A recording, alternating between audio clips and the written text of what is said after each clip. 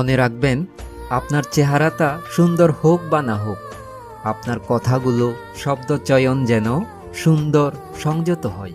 কারণ বেশিরভাগ ক্ষেত্রে মানুষ চেহারাটা ভুলে যায়, কিন্তু যে কথাগুলো সে শুনেছে, যে ব্যবহার সে দেখেছে, সেগুলো তার আজীবন মনে থাকে।